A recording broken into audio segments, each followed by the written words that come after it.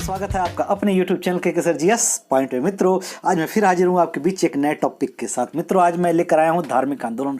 धार्मिक आंदोलन से मित्रों यह मेरा दूसरा वीडियो होगा। इसके पहले मैंने एक वीडियो बना दिया है, अगर उस वीडियो को आपको वॉच करना है तो प्लीज़ मेरे प्लेलिस्ट से देख लीजिएगा। उसका जो टैग है वो धार्मिक आंदोलन #फर्स्ट है। चलिए चलते हैं आज पहले प्रश्न की तरफ। आज हमारा पहला प्रश्न है, आजीविक संप्रदाय का संस्थापक कौन था? जमाली, नेमिनाथ, मखलीपुत गोशाल, इनमें से कोई नहीं। तो मित्रों राइट आंसर है मखलीपुत गोशाल।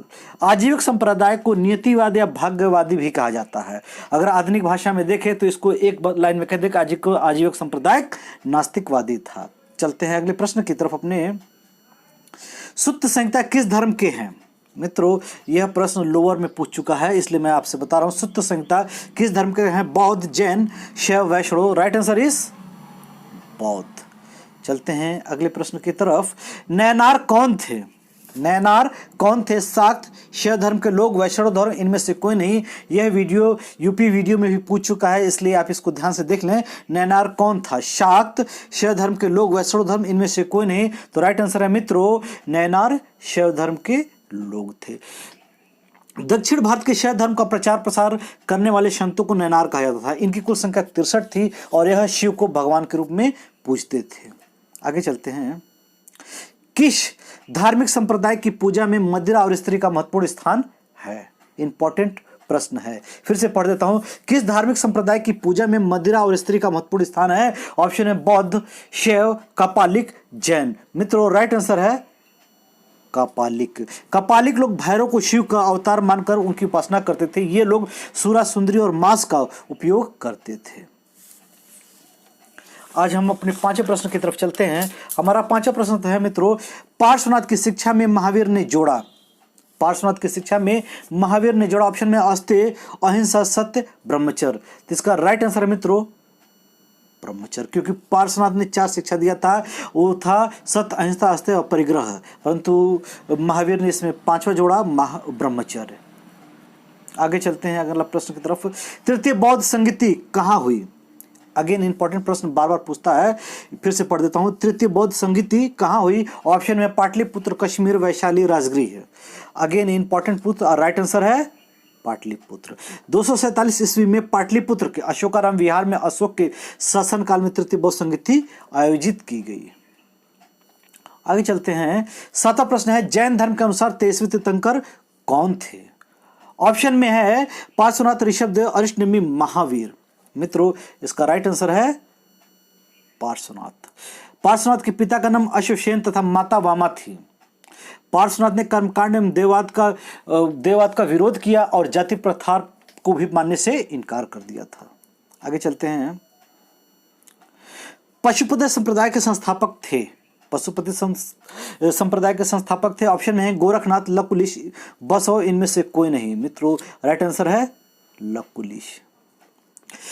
शैव का सबसे प्राचीन संप्रदाय पशुपत को माना जाता है। वायु पुराण और लिंग पुराण से पता चलता है कि पशुपत संप्रदाय के संस्थापक लकुलिश नामक एक ब्रह्मचारी था, इसीलिए लकुलिश सही है।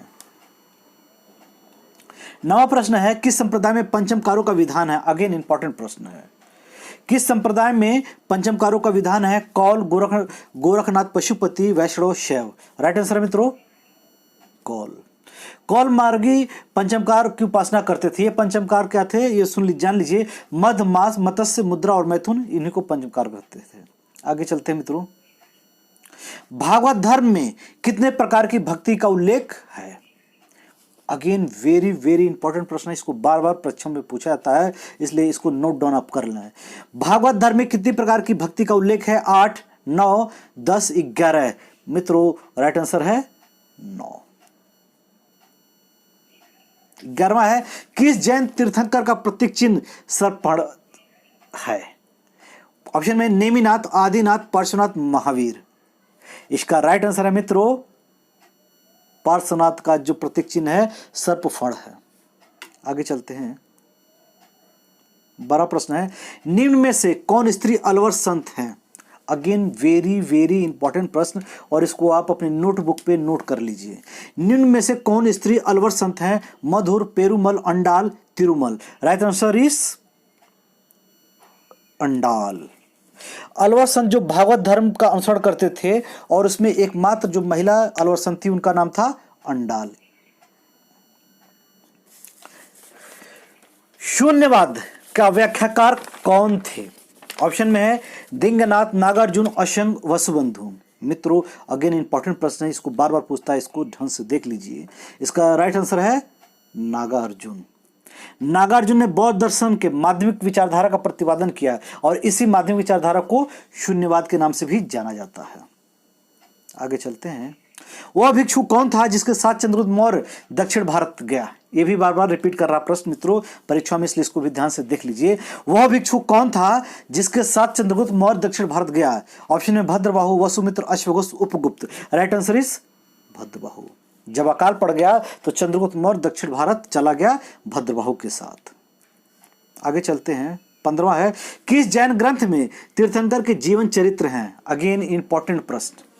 ऑप्शन में आदि पुराण, भगवती सूत्र, भारत एक खोज, इनमें से कोई नहीं। राइट आंसर है मित्रों भगवती सूत्र। भगवती सूत्र महावीर तथा उनके समकालीन जैन मुनियों का जीवन चरित्र का वर्णन है और इसी में स्वर्ग और नरक की भी परिकल्पना की गई है। आगे चलते हैं। दूसरी जैन सभा हुई? मित्रों ये भी इंपॉर्टेंट प्रश्न है, बार बार पूछ लेता है, इसको भी देख लीजिए। दूसरी जैन सभा हुई पाटलिपुत्र, वल्लभी, कश्मीर, इनमें से कोई नहीं। मित्रों इसका राइट आंसर है वल्लभी। 513 या 526 ईस्वी पूर्व में वल्लभी में दूसरी जैन सभा हुई। इसके जो अध्यक्ष थे क्षमाश्रमण थे। आगे चलते हैं मित्रों। 17वां प्रश्न हमारा आज का है, जैन आगम किस भाषा में लिखे गए हैं? इंपॉर्टेंट और इजी प्रश्न है, मागधी में। आगे चलते हैं।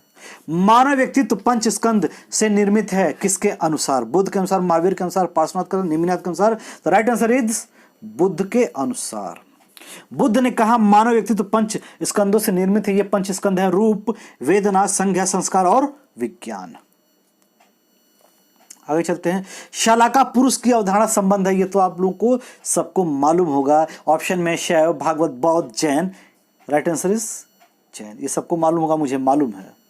आगे चलते हैं। एलोरा में गुफाएं और शैलकृत मंदिर किस धर्म से संबंधित है? ये आप जानते होंगे कि ये भी बार बार प्रश्न पूछता है और ये भी आपको मालूम है, मुझे मालूम है, फिर भी मैं बता देता हूं। ऑप्शन में बौद्ध और जैन, दूसरा है बौद्ध, तीसरा हिंदू, बौद्ध और जैन, और चौथा है जैन। तो राइट आंसर इज आपको मालूम, मुझे मालूम है, हिंदू, बौद्ध और जैन, अर्थात थर्ड। आगे चलते हैं अपने 21वें प्रश्न की तरफ। वल्लभी में आयोजित जैन महासभा की अध्यक्षता किसने की? पीछे आ चुका है। संप्रति, भद्रबाहु, खारवेल, इनमें से कोई नहीं। तो राइट आंसर है इनमें से कोई नहीं, क्योंकि 513 या 526 ईस्वी पूर्व में जब वल्लभी में आयोजित हुई जनसभा तो उसकी अध्यक्षता क्षमाश्रमण ने की थी।